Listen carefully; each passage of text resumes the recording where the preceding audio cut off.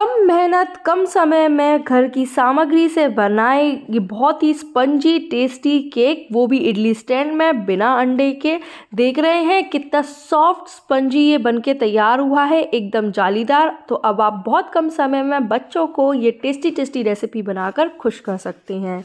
सबसे पहले इसके लिए हमने 2 टेबलस्पून दही लिया है, ये मेरा ताज़ी दही है। इसके बाद आधा कप शुगर पाउडर यानी कि पिसी हुई शक्कर का यूज़ कर रही हूँ। 1/4 कप ऑयल, अगर आप चाहें तो बटर भी यूज़ कर सकते हैं, मेल्टेड बटर का यूज़ करें। इन सबको खूब अच्छे तरीके से चला लेते हैं, बिल्कुल स्मूथ टेक्सचर का इसका जो पेस्ट है वो तैयार कर लेते हैं। इसे खूब अच्छे से हमने चलाया और इस तरीके का हमारा ये जो है स्मूथ टेक्सचर तैयार हो जाता है।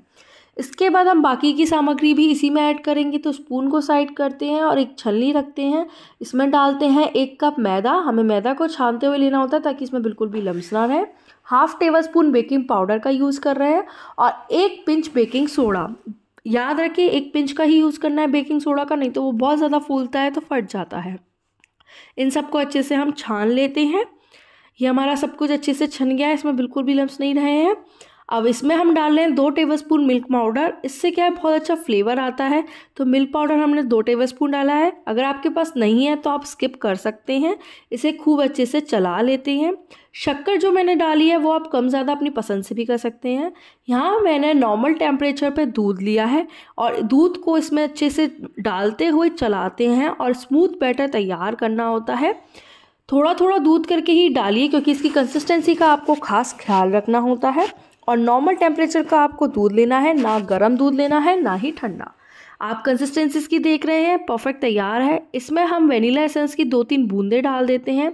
बहुत हल्का ही डालिएगा वेनिला एसेंस, 2 से 3 बूंदे, क्योंकि वेनिला एसेंस अगर ज़्यादा हो जाता है तो कड़वाहट आ जाती है। बस फ्लेवर के लिए हमें वेनिला एसेंस डालना होता है। आप कंसिस्टेंसी देख लीजिए, परफेक्ट टेक्सचर के साथ ये तैयार है। इसको मैं 2 पार्ट में डिवाइड कर लेती हूँ क्योंकि इसमें हम थोड़ा सा दे रहे हैं चॉकलेटी टेक्सचर। तो इसे 2 पार्ट में डिवाइड कर लिया है, इक्वली डिवाइड करती हूँ और जो हमारा एक पार्ट है साइड रख देती हूँ। दूसरे पार्ट में मैं डालती हूँ 1 tablespoon cocoa powder. Cocoa powder से क्या है, बहुत ज़्यादा चॉकलेटी फ्लेवर आ जाता है, टेक्सचर आ जाता है। आप चाहें इसमें मेल्टेड डार्क चॉकलेट भी डाल सकते हैं, ये आपकी ऑप्शनल है। कोकोआ पाउडर हमेशा इजीली अवेलेबल रहता है और आसानी से आप डाल सकते हैं। मेल्टेड चॉकलेट के लिए काम हमारा थोड़ा बढ़ जाता है, इसलिए हमने इसमें कोकोआ पाउडर डाला है, मिक्स कर लिया है। अब यहाँ पे एक इडली स्टैंड की प्लेट ली है हमने, तो हमें इसमें थोड़ी सी डिज़ाइनर बनाना है, इसे मार्बल केक भी आप कहते हैं। तो 1 टेबलस्पून पहले हमने ये वाइट वाला जो है नॉर्मल वाला केक बैटर डाल दिया। हम सारी प्लेट्स में ऐसे ही 1-1 टेबलस्पून ये केक बैटर डाल देते हैं। आप चाहे चॉकलेट वाले बैटर से भी शुरू कर सकते हैं।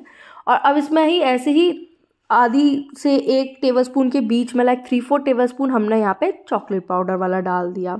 ऐसे ही सब में से 3/4 स्पून हमने ये चॉकलेट पाउडर वाला बैटर जो है वो डालते जाते हैं। इससे क्या होता है, ऐसा करने से आपकी अपने आप ही केक की डिज़ाइन अपने आप अच्छे से बन के आएगी।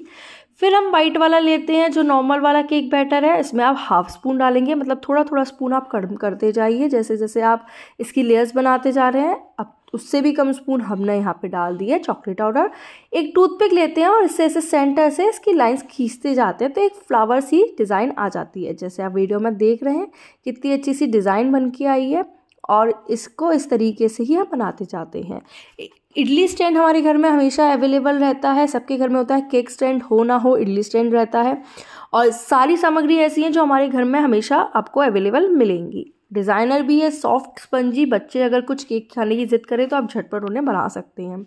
इडली स्टैंड में हमने ये यूज़ किया हुआ, पहले का यूज़ किया हुआ हमारा केक का जो नमक होता है वो हमने गर्म करने रख दिया था। प्री हीट करने के बाद इसकी केक प्लेट हमने इसमें डाल दी, रख दी और इसे मीडियम सिम गैस पे 10 से 15 मिनट के लिए कुक होने दिया।